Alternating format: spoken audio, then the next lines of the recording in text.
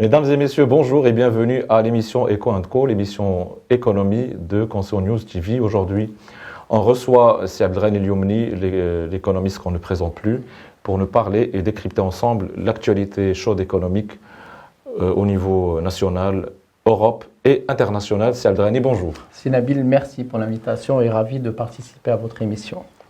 Donc, première question, Si Abdelrahim, au Maroc, l'actualité qui doit retenir l'attention aujourd'hui, c'est la préparation de la loi de finances qui est aujourd'hui soumise à l'appréciation des représentants des citoyens au Parlement.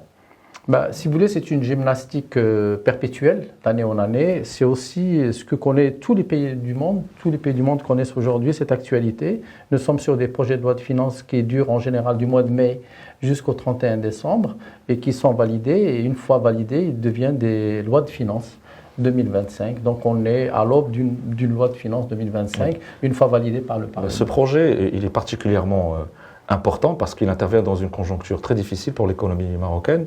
Preuve en est justement le fait qu'il va être prévu sur 3 ans, le même canevas reproduit pour 3 ans. En fait, ce n'est pas tout à fait le même canevas, mais c'est un canevas qui tient compte des mêmes variables. C'est-à-dire d'abord au niveau conjoncturel, la sécheresse, l'actualité mondiale, l'énergie, on est en train de déflater un petit peu. Et puis, ça tient compte aussi d'autres choses, des problèmes de chômage au Maroc, des problèmes d'endettement qui est léger, mais il faut faire attention. Oui, donc ça intervient. Mais je crois que depuis que j'étais petit, on parle au Maroc de la crise. Donc, l'exécutif dans tous les pays du monde est devant des crises qui sont perpétuelles et doit trouver des solutions. En effet, mais alors, justement, on parle d'énergie, le pétrole, c'est une constante. C'est quoi la prévision prévue pour ce projet ? Alors, d'abord, en termes de prix du pétrole. Mais ce projet de loi de finances, d'abord, il intervient avec des objectifs. D'abord, des objectifs qui sont paramétrés, qui sont chiffrés, c'est-à-dire ne pas dépasser 4,5% de déficit budgétaire, créer entre 4 et 5% de croissance économique, aussi de soutenir l'endettement, deuxièmement, d'avoir un investissement public qui avoisine les 150 à 160 milliards de dirhams, et puis de créer de l'emploi, parce qu'on a un chômage qui est abyssal maintenant à 13%, de trouver les leviers. Donc, les autres objectifs en face, c'est l'investissement public et privé qu'il faut continuer à drainer. Deuxièmement, il faut continuer à investir dans le projet de l'État social, qui est un des projets de Sa Majesté le Roi. Et puis, vous avez la soutenabilité de toute la structure budgétaire du pays et aussi de la dette et créer de la croissance. Bien sûr, mais c'est pourquoi je vous ai posé la question d'abord sur le pétrole, parce que comme la crise elle est constante, les objectifs des lois de finances aussi sont pratiquement tous les mêmes au fil des ans. Ça ne change pas radicalement. Ce qui est sûr aussi, c'est que à chaque fois qu'on a fait une prévision sur la base du prix du pétrole qu'exporte le Maroc, qu'importe le Maroc à 100%, on est dépendant à 100% à ce niveau-là. À chaque fois qu'il y a une prévision, c'est jamais la même. Ce qui fait qu'à chaque fois, les grands objectifs, ils sont remis en cause en fonction de cette donne. Aujourd'hui, à l'international, si j'ai bien compris, le prix il est en train de baisser. Est-ce que la prévision inscrite aujourd'hui au niveau de ce projet a pris en considération suffisamment cette évolution? Mais ça fait déjà des années. Et c'est quoi le risque que ça ne se transforme pas en une contrainte encore par la suite?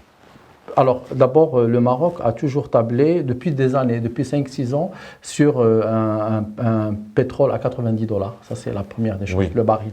Deuxièmement, nous avons aussi tablé sur un taux de change du dirham autour de 9,8, 9,9, parce que c'est lié, parce qu'on importe en dollars, 9,8 dirhams le dollar. Ça, c'est la deuxième. Donc, ça, c'est très important.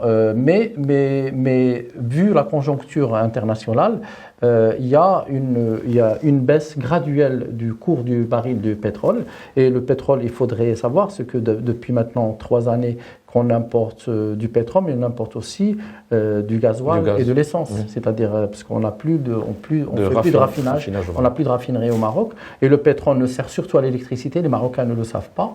Ce que aussi il faudrait rappeler aux Marocains, puisque vous m'avez parlé tout à l'heure de déficit de l'investissement public, de ce que fait l'État, c'est que la caisse de compensation entre 2024, 2025, 2026 a dépensé 130 milliards de dirhams. 130 milliards de dirhams, c'est énorme. On retrouve un peu les niveaux... 130 milliards de dirhams sur les 3 années. C'est-à-dire le niveau d'avant des compensations. Avant compensation, parce que ce que les Marocains aussi ne savent pas, c'est que l'État a voulu maintenir le coût du kilowattheure le niveau le plus bas. Pour que la facture d'électricité, c'est important, parce que les gens ont une facture d'électricité. Après, deuxièmement, sur le pétrole et sur le gaz, il n'y a eu rien. Par contre, sur le prix du blé, de la farine et du sucre, il y a eu aussi des efforts. Et puis, il y a eu 15 milliards de dirhams qui ont été distribués aux agriculteurs pour les soutenir et pour aussi combattre les effets de la sécheresse. Ça, c'est des chiffres. Alors maintenant, pour 2025, si vous voulez, sur le projet de loi de finances, le gouvernement prévoit beaucoup moins, et c'est ça où votre questionnement est assez intéressant, c'est que le gouvernement ne prévoit que 16 milliards de dirhams en 2025 pour la caisse de compensation. C'est-à-dire peut-être 2 fois moins que ce qu'il avait fait sur les 3 dernières années. Oui, mais on sait que la logique du gouvernement, c'est d'arriver à terme à 0 dirhams. De décompenser. Oui, de décompenser, mais en même temps, on sait très bien qu'on est dans un pays où on a beaucoup de couches sociales fragiles. Si vous décompensez entièrement et vous n'apportez pas un soutien, ce que l'État essaie de faire et que pour moi est très insuffisant au niveau des couches pauvres et rurales, c'est-à-dire les distributions directes pour ne plus avoir une compensation plus ou moins aveugle. Pour l'instant, ça ne suffit pas. Donc, il ne faut pas décompenser complètement. Donc, l'État est obligé de continuer à soutenir le blé tendre, si vous voulez. Tendre, oui. La farine et aussi, voilà. Et le gaz. Et le gaz, exactement. Donc, c'est le gaz butane. Le gaz butane. Très bien. Bon, en gros, si on fait le tour, on comprend que quoi qu'on prenne de mesures, de modèles de développement, etc., on retrouve et on retombe plus ou moins dans les mêmes travers. Et c'est valable aussi pour la question de l'emploi. Et il y a beaucoup d'effets d'annonce. Récemment, on a vu, on promet 300 000 emplois avec la décarbonation, 240 000 avec le projet Maroc Digital. Est-ce que c'est défendable et soutenable tout Non, ça? ce n'est pas soutenable. D'abord, un gouvernement ne doit jamais dépendre en matière d'emploi. Je vais vous dire pourquoi. Parce que quand vous faites des réformes dans un pays, aujourd'hui, c'est 10 ans après que les réformes donnent leurs fruits. Mais aussi, on a besoin de rassurer les gens aussi. Mais je vais vous dire, j'ai 2 exemples qui sont présents. Vous avez les réformes Schröder. Schröder a fait des réformes en Allemagne qui étaient structurelles pour créer de l'emploi et de la prospérité. C'était 8 ans après le départ de Schröder.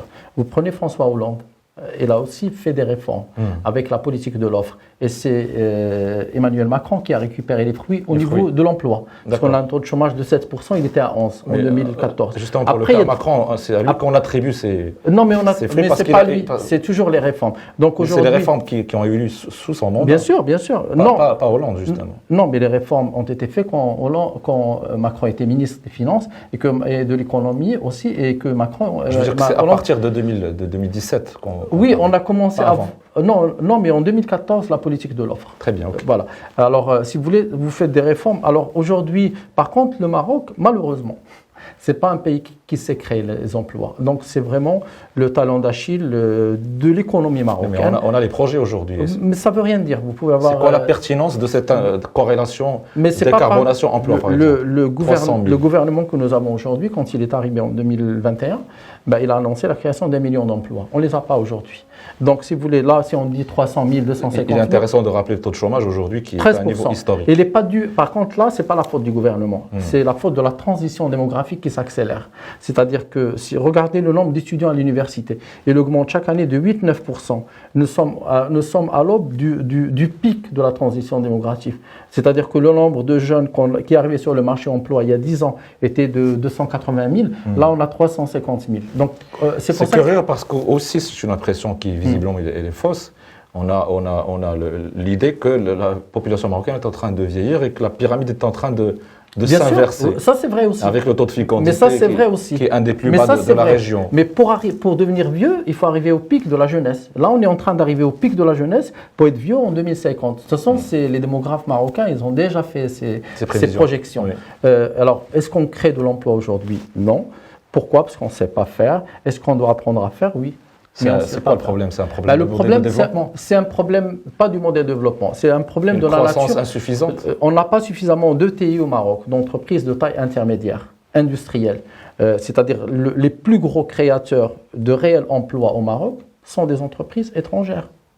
Et les PME, les TPE, XTPE, moi je les appelle. Non, ceux qui créent de l'emploi qui est réel aujourd'hui et qui est factuel. Mais rapporté à la masse des travailleurs, ça ne représente pas grand-chose. Oui, mais après, vous avez 78% de Marocains qui travaillent dans le secteur du service, du commerce, du service, qui ne sont pas dans... Oui, des entreprises individuelles. Oui, mais si vous voulez créer de l'emploi, il faut qu'il soit manufacturier, de transformation, pas de commercialisation. Et oui, bien sûr. Donc nous avons un problème de l'entreprise. Mais ça revient à rattraper la révolution industrielle qui t'a déjà dépassé. Oui, pas la révolution, mais à rattraper de produire autrement. Voilà, tout simplement. Sachant qu'on est inscrit dans un schéma de division internationale du travail qui a ses propres lois. Moulay Hafid Al-Alami l'avait commencé. Et il était sur une pente ascendante pour faire de la substitution aux importations. C'est-à-dire que le Maroc produit tout ce qu'il ne sait pas faire. Je pense que c'est maintenu, c'est les voitures, c'est l'aéronautique, c'est... Oui, mais non, moi je parle du manufacturier. Et là, je ne parle pas des grands groupes.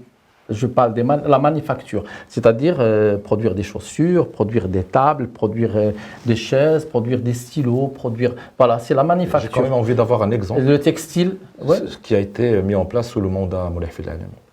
Il y a eu un label, Soni Afil Maghreb, qui avait commencé sur beaucoup de produits. Bien sûr, oui, que Soni défend d'ailleurs. Sur plein de produits, voilà, donc sur plein de produits. Après, et vous pensez que cet idéal de défendre le média marocain a été abandonné par le gouvernement actuel? Non, c'est pas ça. C'est que là, on parle du numérique, on parle de... la décarbonation, c'est des urgences. Non, mais bien sûr. Mais il nous faut aussi... mais je veux dire, ça peut venir en plus, mais ça ne doit pas remplacer ou éclipser. Non, vous voulez qu'on baisse l'emploi, il faut régionaliser les unités le chômage. Qu'on baisse l'emploi, voilà, le chômage. Si on veut baisser le chômage, il faut régionaliser les manufactures, les unités de production de biens. C'est pas compliqué. C'est ce qu'appelle c'est les bassins d'emploi. Les bassins, la France s'est désindustrialisée puisqu'elle a délocalisé. Nous, on est en train de récupérer des relocalisations. Il faut s'intéresser aussi à des secteurs de textile dans lesquels il y a le vêtement et la chaussure. Il faut s'intéresser à la pièce détachée dans laquelle on a la plaquette de frein et le disque de frein. Il faut s'intéresser à des secteurs de la boisson dans lesquels on a la bouteille et le liquide. C'est comme ça qu'on crée de l'emploi. Parce que on n'a pas que des ingénieurs au Maroc et des techniciens. On a aussi une main-d'œuvre qui doit trouver de l'emploi avec un salaire proche ou un peu supérieur au SMIC. Alors, c'est vrai que c'est un sujet qui oui, bien risque sûr, de ne pas finir, mais vous avez évoqué la France, on a tous les deux évoqué la France, ça me permet une belle transition pour parler de l'Europe. Alors, aujourd'hui, l'Europe, c'est simple, elle va mal.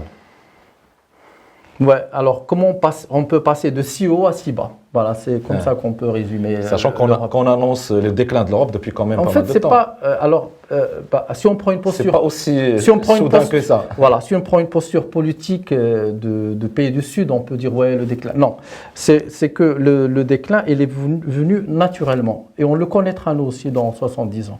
Le déclin, si vous voulez, vous avez une entité qui a créé une union économique et monétaire. D'accord ? C'est lui. Et qui a décidé donc de commencer à produire et produire la richesse. Mais en même temps, elle a eu aussi un déclin de la démographie.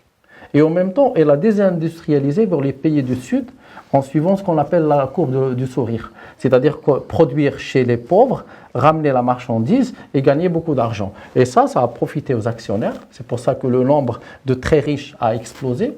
Mais en même temps, aujourd'hui, les classes moyennes et les gens qui devaient avoir de l'emploi normal ne trouvent plus d'emploi industriel dans ces régions. Et puis, on a beaucoup de vieux qu'il faut assister, à qui il faut verser des pensions. Donc, nous n'avons plus aujourd'hui de valeur ajoutée pour entretenir les vieux, et nous n'avons plus de jeunes pour travailler, et nous n'avons plus d'enfants pour remplacer ceux qui travaillent. Et donc, c'est ça la complexité. Alors, le plus gros, c'est que la guerre Ukraine-Russie est arrivée pour aggraver les choses. La crise énergétique qui a donné de l'inflation et qui a permis au taux d'intérêt d'augmenter, ce qui fait que les entreprises et les ménages européens ne pouvaient plus investir dans l'immobilier ou dans l'industrie. Deuxièmement, l'Europe, sa dette a augmenté, puisque les taux d'intérêt ont augmenté. Après, le pétrole et le gaz qui n'étaient pas chers chez les Russes, ils n'ont plus accès, parce qu'ils ont fait un embargo sur la Russie. Ils l'achètent aux États-Unis aujourd'hui très loin et très cher. Et ça, si vous voulez, ça a aggravé les choses pour l'Union européenne. Alors les conséquences, elles sont visibles notamment chez les deux piliers et les deux pivots de l'Europe, que sont l'Allemagne et la France. Tout à fait, ouais. Donc pour l'Allemagne, on paie justement le prix de la dépendance énergétique vis-à-vis de la Russie et du vieillissement. Ouais. Et la France, sa dette aujourd'hui est à peu près de 2300 milliards d'euros, c'est énorme. Donc c'est 115% du PIB. Ça veut dire que vous êtes endetté au-delà de la richesse que vous créez. Oui. Mais ce qui est anecdotique, c'est que les pays du Sud aujourd'hui, comme l'Espagne et l'Italie, s'en sortent mieux. Et Meloni, qui est une chef du gouvernement d'extrême droite, gère mieux les problèmes d'immigration et gère mieux les problèmes de commerce extérieur. Parce que si vous voulez évaluer un pays, regardez sa balance commerciale. Si elle est excédentaire, c'est très bien. Si elle est déficitaire, c'est que ça ne va pas. Et donc le cas c'est-à-dire qu'aujourd'hui, la France est très déficitaire. Non, voilà. Elle exporte de l'armement, du luxe.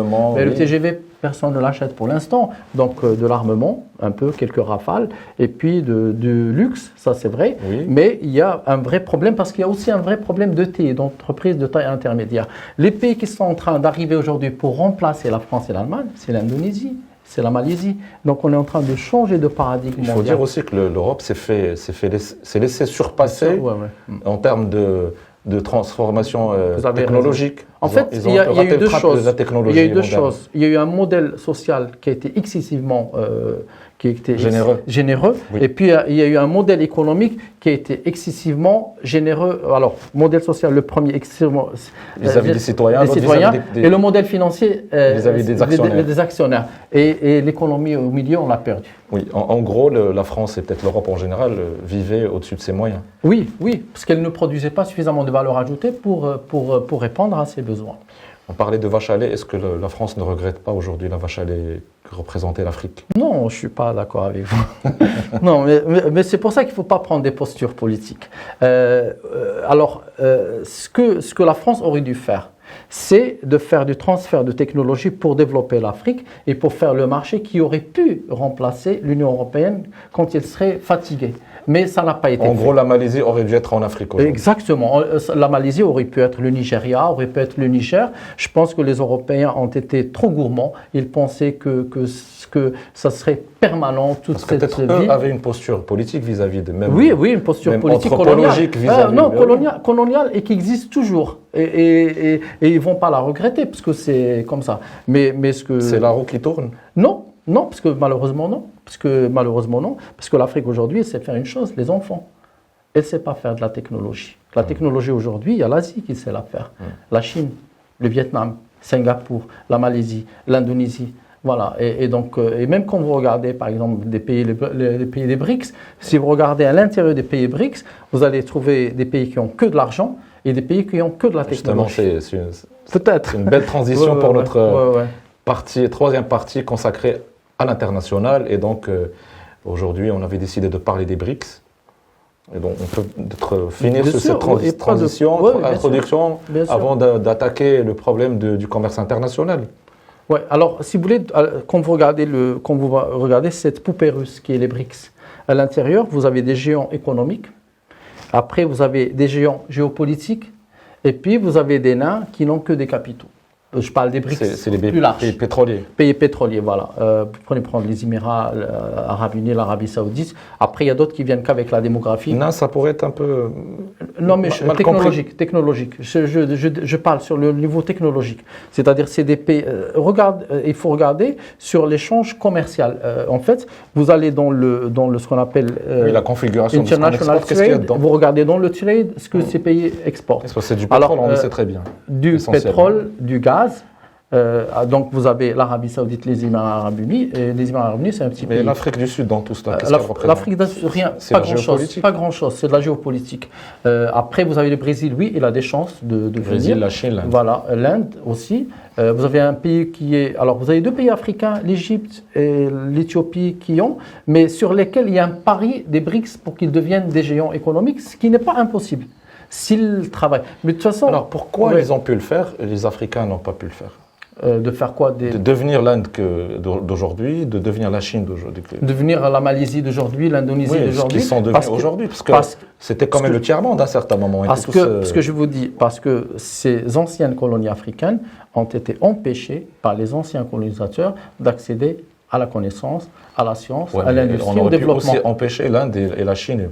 Mais non, parce que c'est des pays qui sont déjà au niveau de la population, qui sont géants, et puis ils sont très loin. Alors que vous savez que l'Afrique est à 1 heure, 2 heures, 3 heures de la France. Donc l'Afrique était perçue comme étant une menace. Bien sûr. Non, pas une menace, comme un grenier. Et un grenier, il ne faut pas le laisser se développer tout seul. Donc oui, il y a beaucoup de choses qui ont été faites très injustes vis-à-vis de l'Afrique, de l'empêcher de se développer industriellement, et ça c'est une vérité. Et puis les dirigeants des pays africains n'ont rien fait aussi pour développer leur pays. D'accord. Donc le commerce international et les BRICS. Oui, alors le commerce international et les BRICS, sur le commerce international des BRICS, vous avez à peu près 78% Chine. Oui. Après vous avez 10% Inde. Et puis vous avez le reste. Est-ce que c'est une opportunité ou une menace pour le consommateur marocain? Non, alors la Chine, c'est pas au contraire. Spectateur, auditeur et lecteur de consommateurs. La Chine est une opportunité pour tous les consommateurs du monde. D'ailleurs, c'est grâce à la Chine qu'on a construit une classe moyenne dans le monde. Parce que la Chine, qu'est-ce qu'elle a fait? Elle a baissé les coûts pour baisser les prix. Et là, ce qu'elle a fait, elle a distribué ses produits partout dans le monde. Et donc, on a pu acquérir des biens et des services à des prix très bas. Parce que dans les années 80, il n'y avait pas d'ordinateur à 300 €. Aujourd'hui, on a un ordinateur à 300 €. C'est grâce à la production chinoise. Donc la Chine, en intégrant la mondialisation, elle a vulgarisé la consommation. Oui. Elle l'a rendue populaire, démocratique. Oui, mais la Chine, oui, c'est une chance. Mais en même temps, la Chine aussi, c'est une menace pour nos emplois dans les pays du Sud. Oui. Aujourd'hui, le Maroc, il s'allie de plus en plus avec la Chine pour des le Maroc projets se diversifie. transcontinentaux. Le Maroc se diversifie. C'est un choix judicieux? Je pense que vous regardez depuis le XVIe siècle déjà le Maroc. L'histoire du Maroc, c'est un pays qui a toujours eu des relations avec tous les pays. Il y a la croisée des chemins. Il y a une diversité dans la croisée du chemin. C'est une diplomatie de zéro ennemi quand on peut. Et aussi, c'est aussi un choix vertueux que je salue moi du Maroc de parier sur l'économie et de ne pas parier sur l'idéologie. Et ça paye. Et ça paye et ça payera. Le Maroc, il veut se développer, il n'est pas dans l'idéologie, il n'est pas dans... Et ça se voit. Et c'est pour ça qu'il a le respect de beaucoup de pays du monde.